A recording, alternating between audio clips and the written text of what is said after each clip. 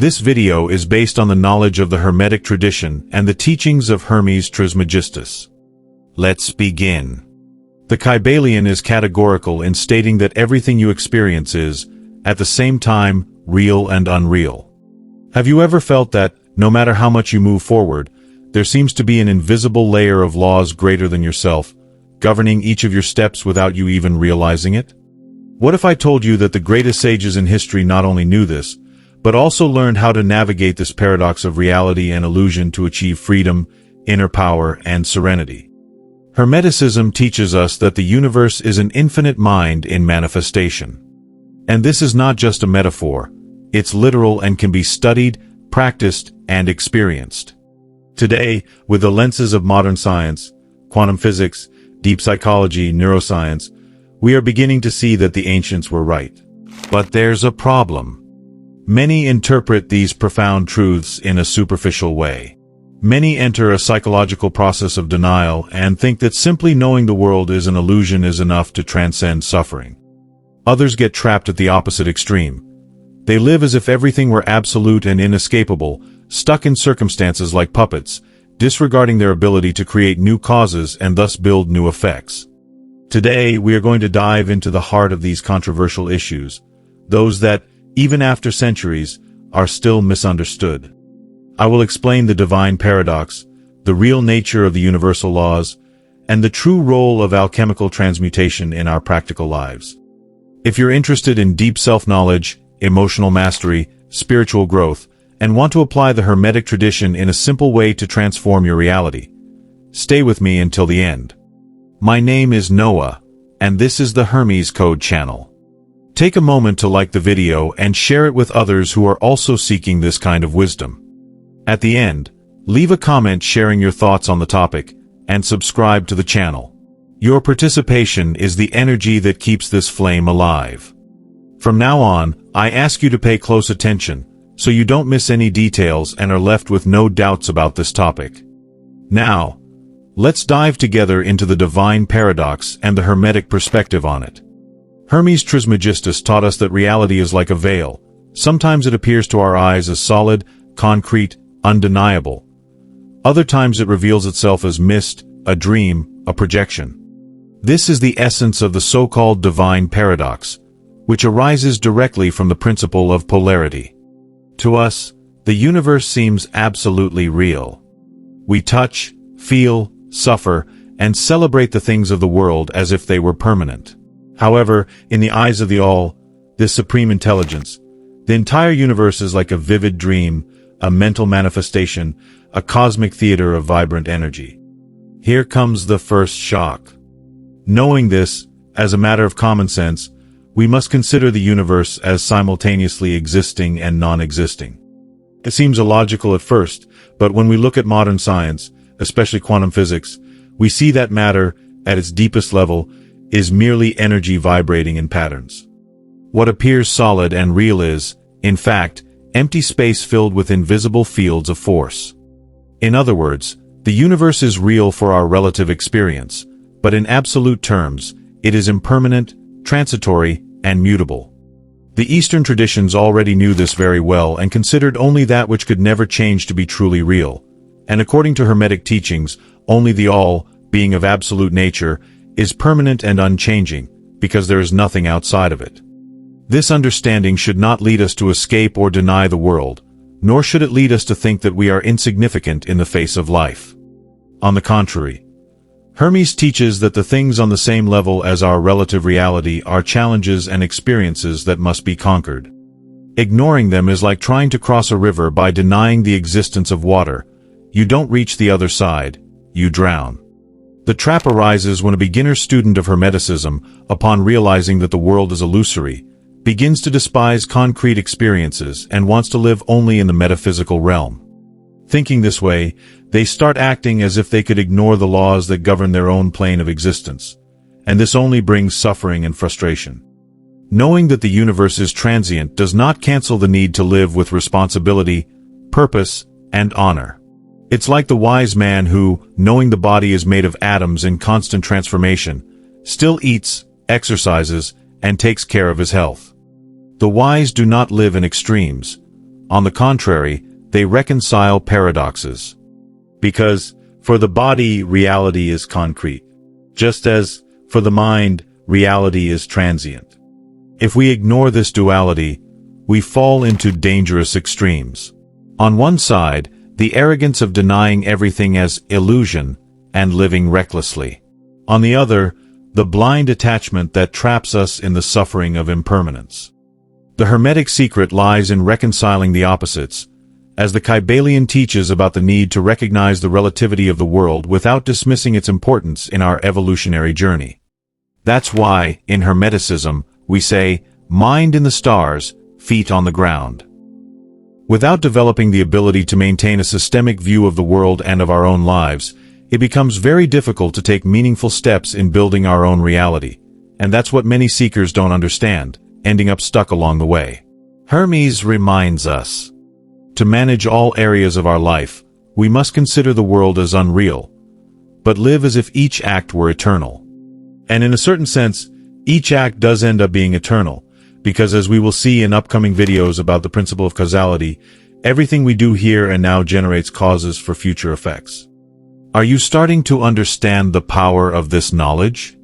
If you found this video because you were looking for manifestation techniques or hacks about the law of attraction, by now you've probably started to realize that things aren't as simple as they seem. This wisdom is liberating. And that's why, when you deeply understand the divine paradox, you begin to have a broader view of your life. You stop being just a piece on the board and start seeing the rules, the dynamics, the strategy behind every move. Now, to learn how to play this game with mastery, we need to better understand the laws that sustain everything, even what appears to be illusion. And that's what we're going to talk about now. If the universe is, to the all, a dream, what keeps this dream stable? What prevents everything from being just a chaotic mess of disconnected forms floating in the void? The answer comes clearly from the Hermetic tradition, the law. The law is the invisible structure that sustains the universe. Everything, absolutely everything, from the smallest atom to the largest galaxies, obeys fixed, coherent, eternal principles. Everything that exists, even the highest beings on the scale of evolution, are subject to the law. Even those we would call gods, ascended masters, or cosmic consciousnesses, they too are subject to the Hermetic principles that govern the entire universe. In the book The Kybalion, we learn that the all is above the laws, yes, but when it manifests the universe, it chooses to act within the laws it created. Just as an example, it's like an artist creating a painting. While painting, the artist submits to the rules of paint, light, and composition. He is free to create, but he respects the conditions of his own act of creation. This leads us to an essential key of Hermeticism. There is no true freedom without respect for the laws that govern the universe. And this is where many get confused, believing that, by understanding the relativity of the universe, they can act arbitrarily, as if they were above consequences. The fact is, all those within the illusion, within the manifested plane, are subject to the laws and must obey them. The difference is that the wise one does not obey blindly. He understands, applies, and consciously transcends, always respecting the workings of creation. It's like a sailor who knows the tides and the winds. He does not fight against the ocean but uses its forces to his advantage, shaping his course without resisting the natural flow. And that's how we must act in life, to manage the fields of our existence. Health, emotions, mind, work, relationships. We must always operate within the laws that govern these planes. When we don't understand this, we try to act with mere blind willpower, and end up harvesting frustration and exhaustion. That's why the Hermetist studies the hierarchy of laws. Greater laws control lesser laws. To master a situation, it's necessary to rise to a higher plane of understanding. Don't worry, we'll go deeper into this in the next videos. If you try to solve a problem only on the plane where it arose, you often stay trapped in repetition. But when you climb a step, using a superior principle, you begin to manipulate causes, not just effects. For example, you see two children fighting over a toy. What is the only way to resolve the situation fairly? You can only truly help if you yourself do not desire the toy, meaning, if you stand a step above the confusion caused by the children. In this case, you are applying the principle of neutrality, and this is a theme we will explore further in a future video. The Kybalion teaches us that true freedom is conscious mastery over relative reality, acting with intelligence on all planes. And more. It warns us about the danger of omitting the other side of every question. Whenever we focus only on one side of reality, ignoring the opposite polarity, we fall into errors of judgment, fanaticism, illusion. That's why every Hermetic master carries within the ability to consider all possibilities as valid according to the circumstances, without clinging to absolute truths, since all truths are also half-truths. Duality, for the true initiate, is not an obstacle. It's a principle that must be respected and faced. It all depends on the context. Heat is not better than cold, nor is cold better than heat. Each is appropriate to its time and purpose. The same is true for joys and sorrows, gains and losses, beginnings and endings. Wisdom lies in knowing where you are on the evolutionary ladder, recognizing the next step before you, and climbing with awareness, without denying or clinging to experiences. And here emerges another refined aspect of the divine paradox. The mind perceives the world as transient. The body perceives the world as real. This difference is natural. The error is to expect one dimension to operate under the logic of the other. If you want to rise, you must honor both. Work in the mind to expand your consciousness, and care for the body and the material world with responsibility and attention. Mental transmutation is not a presumptuous denial but a sacred tool. Denying concrete reality would be recklessness. Transforming it with wisdom is mastery. And this entire vision culminates in an even higher Hermetic principle. True serenity is only born when we recognize that there is no force outside the all acting upon us. When we accept this, we stop blaming the world, people, and circumstances, and we begin to act as conscious agents of our own evolution. And it's precisely this shift in posture that opens the path to our next great step, living for higher ideas and nobler ideals. And that's exactly what we're going to discuss now. If the entire universe is relative to the part and absolute to the all, how can we live here and now without getting lost in illusion or falling into the arrogant denial of reality? The Hermetic tradition gives us a clear answer. Mind in the stars, feet on the ground. This phrase, so simple yet so profound, captures one of the highest wisdoms of spiritual alchemy. Keeping your mind in the stars means always keeping alive the awareness of the supreme unity, the eternal flow of creation, and the relativity of all forms. But keeping your feet on the ground means recognizing that, while we are manifested here, we must operate in the concrete world, respecting the experiences, the laws, and the circumstances of our plane. This balance is vital. The one who tries to live only among grand ideas, despising daily life, ends up disconnected from life itself. And the one who clings only to materiality, forgetting the higher meaning, sinks into anxiety, suffering, and fear. The true Hermeticist is a bridge builder, a pontiff between spirit and matter. He understands that the universe is an infinite ladder of evolution, but he doesn't try to skip steps, nor does he fall into the trap of ego inflation, as Jung brilliantly described. Ego inflation is nothing more than standing on the first step and already wanting to jump to the 10th. Nature does not leap, and if you want to be a conscious seeker, you must urgently understand this. Those who sincerely seek to climb the ladder of conscious evolution must necessarily recognize the next step ahead and climb it with firmness, gratitude, and awareness.